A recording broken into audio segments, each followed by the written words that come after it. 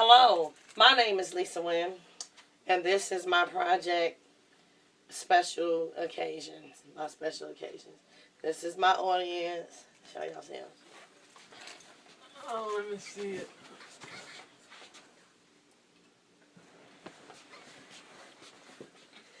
it. In this, I will be telling you about my special occasion, which is more than one, but they were special occasions to me. My first special occasion was when I gave birth to my oldest son.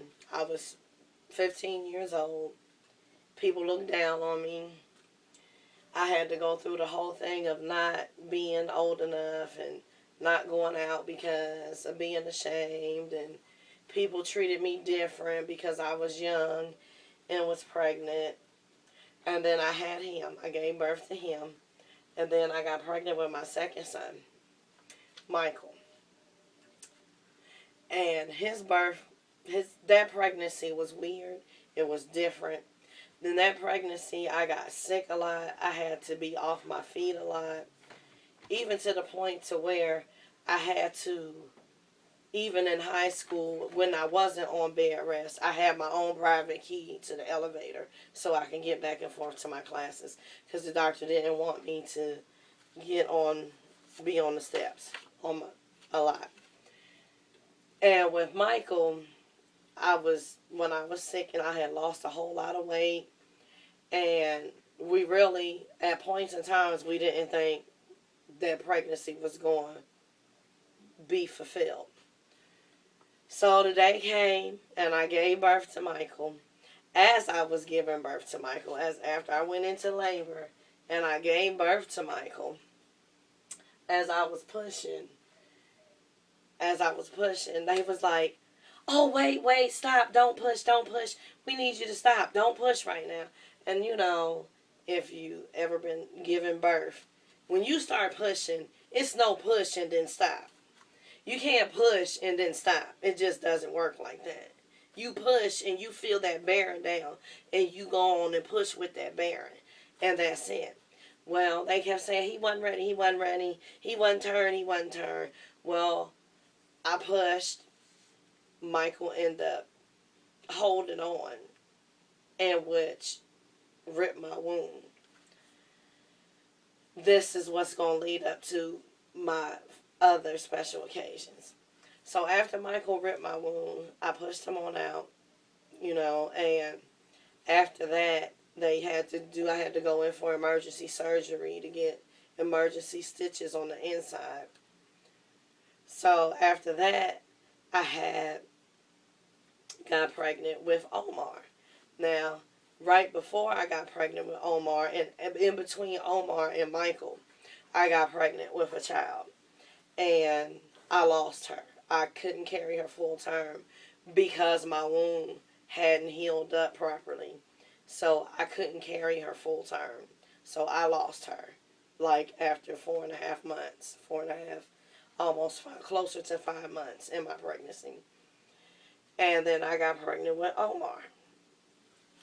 And with Omar, I had a cyst on my right ovary that was growing. I kept having these pains on my right side, and the doctor didn't know what it was. And it got to the point to where some days I could barely walk. And what happened was I had a cyst. They did a test, found out I had a cyst on my right ovary that was growing at the same time my baby was growing. So I had to go through all this. They couldn't do much because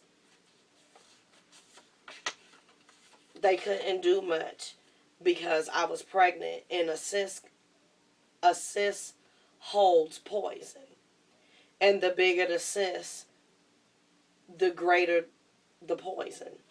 So they didn't want to do surgery. They couldn't take it off because they said that the poison would kill the baby or kill me.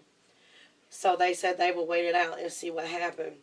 A month and a half went by, and my son Omar was still growing, and the cyst was growing to the point to where if they wanted to do an emergency abortion. And I said I wasn't going to let that happen. I wasn't. We don't believe in abortion. Abortion is not part of our belief, so we don't do abortions. And I said, so then other steps came into play that had to deal with me signing paperwork. And I had to sign paperwork because I had to make a choice. Because they said at the rate that he was growing and the cyst was growing, I had to make a choice. Because they could only save one of us. So I had to go through and fill out and sign paperwork that if it busts, for them to save my baby and let me die. And that was my pregnancy with Omar. And after that, it's like after we filled out the paperwork and stuff, I prayed. My great aunt was a real spiritual woman, and she came over, and she prayed. My other aunt, she was a preacher, and we prayed, and God heard the prayers, and He answered, and the cyst just started shrinking, just dramatically. I mean, like, it was huge, and it shrunk within 2 weeks. It was down to, I think he said it was down to like the size of a pimple. And so I was able to give birth to Omar. Then I got pregnant after that, and I lost that child because they said it was too soon. And after that, I was told after that after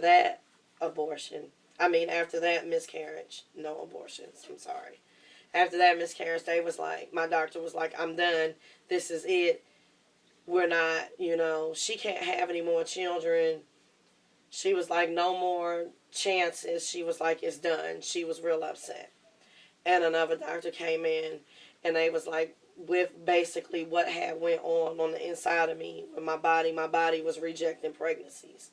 So, they did something. I can't remember what it was, but I wasn't supposed to be able to have any more children.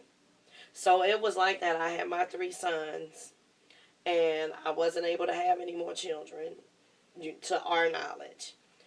Then 12 years later, when Omar, my baby boy, at the time, turned 12, I got pregnant with Armani, which is my last son. Armani's pregnancy went fine. It was no problems.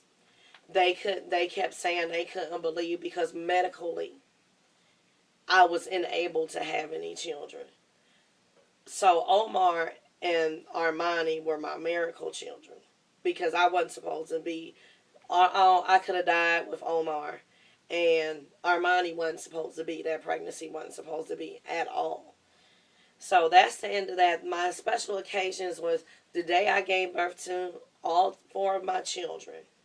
Those were my special occasions because they mean a lot to me. And I can look back on them every day and look at where they've come at this point and look at what I've been through and where God has brought me now.